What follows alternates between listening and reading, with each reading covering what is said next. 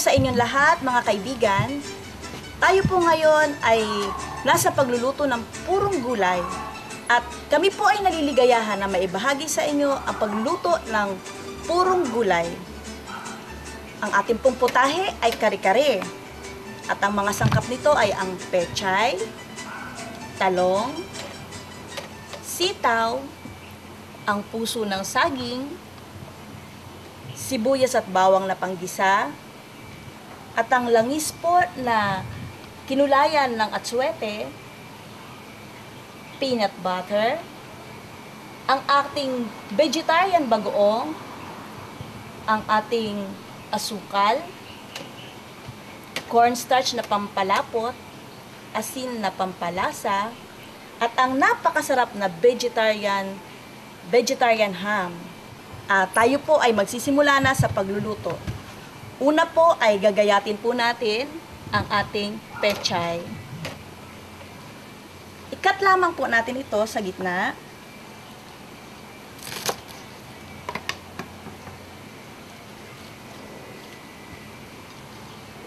Sumunod po ay maghihiwa din po tayo ng talong ng parihaba.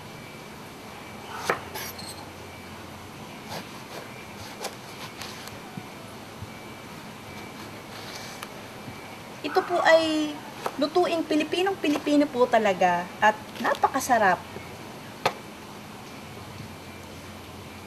Subukan nyo po sa inyong tahanan ng maaari po ninyo matikman ito na kahit walang sangkap na karne.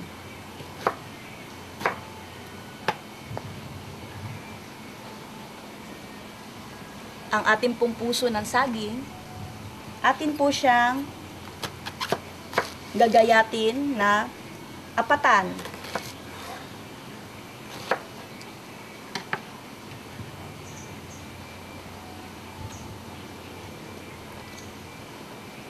Ang sitaw po ay gagayatin natin ng medyo mahaba na pangtatluhan lamang po.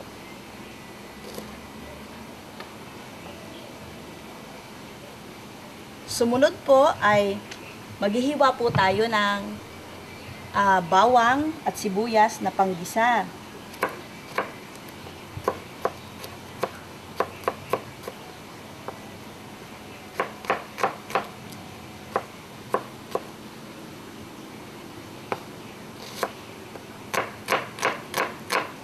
Yan.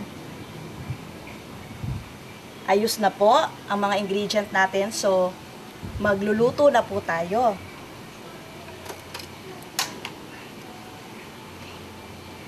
Painitin lamang po natin ang kawali at ngayon po ay magsisimula na tayong magluto.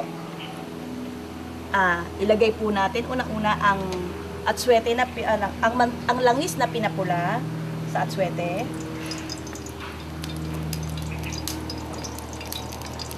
Ito pong atsuete ay mabango po sa kare-kare. Kaya sumasarap ang lasa. At pag mainit na po ang kawali, ilalagay na po natin ang sibuyas at bawang.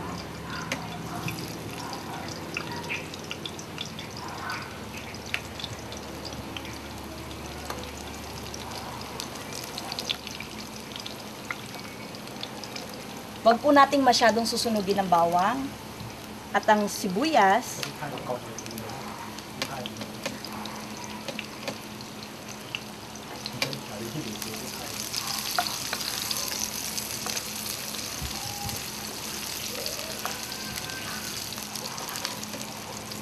At ang ating veggie ham.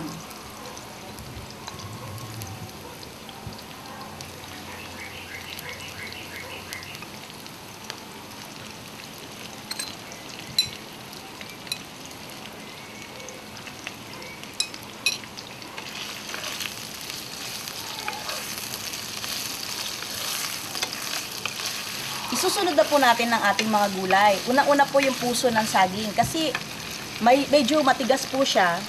Kailangan mauna siyang maluto.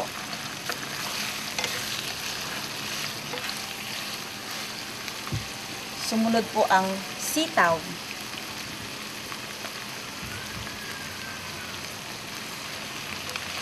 Siguro duhin lang po natin na malinis ang ating mga kamay sa pagluluto.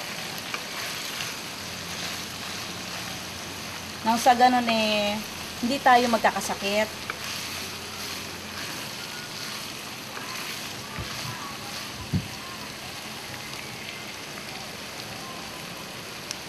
Sumunod po ay ipe-prepare na po natin ang ating cornstarch. At lalagyan po natin ng tubig.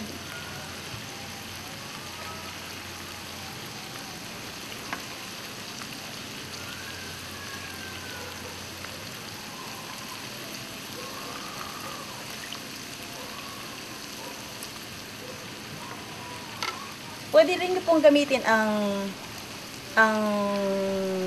dinurog na bigas na pampalapot. Pero kung madalian po ang pagluluto, pwede na po itong cornstarch.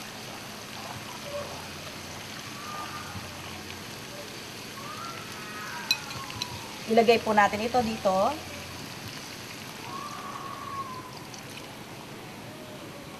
At hayaan po natin kumulo.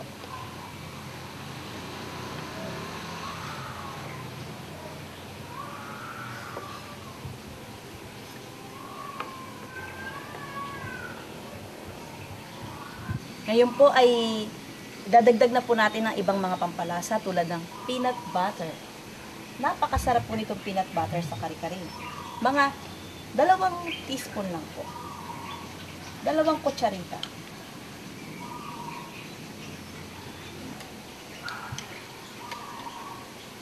At ang ating pong asukal. Masarap po, medyo manamis-namis ang kare-kare. 3 kutsarita po. At asin na pampalasa.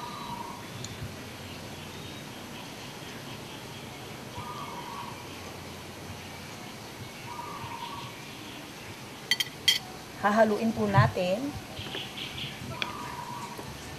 para mag-mix na siya at sumarap na po ang ating niluluto.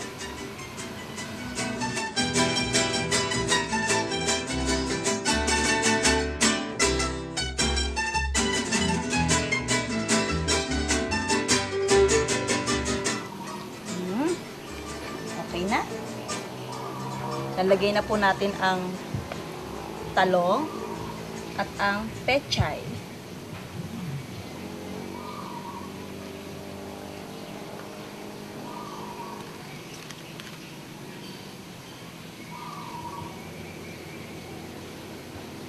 Okay, haluin natin.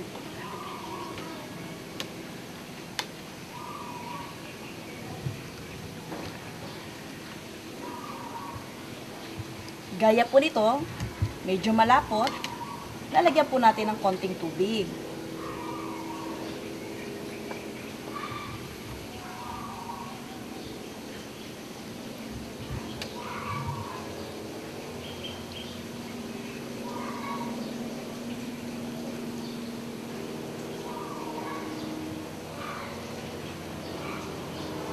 Muli po nating haluin.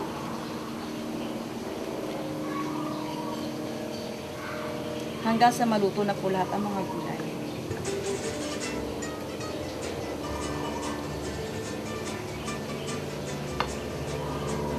Ngayon po, maghihintay na lang po tayo ng mga 5 minuto para tuluyan na pong matapos ang ating niluluto. Hayaan lang po natin kumulo at maluto lahat-lahat ang mga gulay.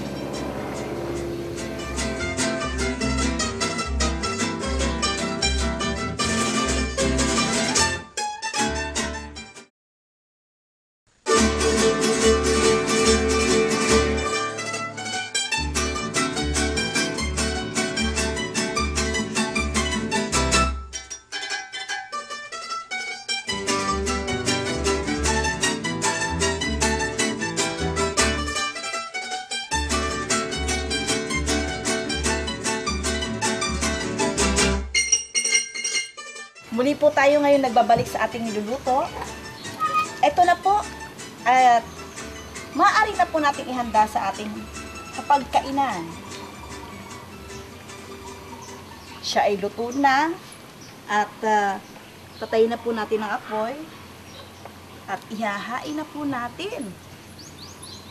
Naku, marami naghihintay sa ating veggie kare-kare. Wow!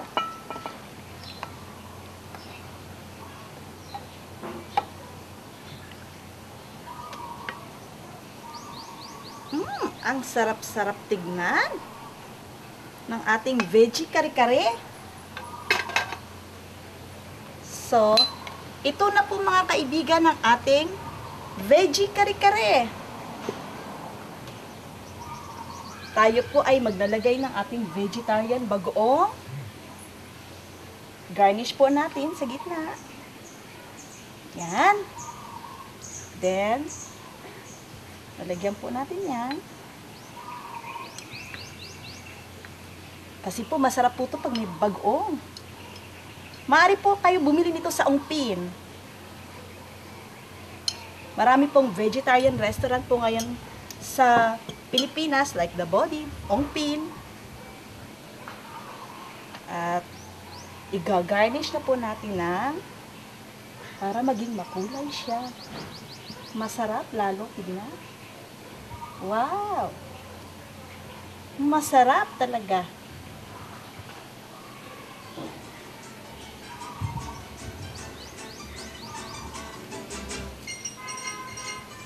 Eto na po. Eto na po ang ating vegetarian kare-kare. Ngayon po, ito na po ang ating naihandang veggie kare-kare. Subukan po natin itong lutuin sa ating tahanan at napakasustansya po nito para sa ating pamilya. So, see you next time po at sana ay maibigay nyo ang veggie kare-kare. Bye-bye, friends!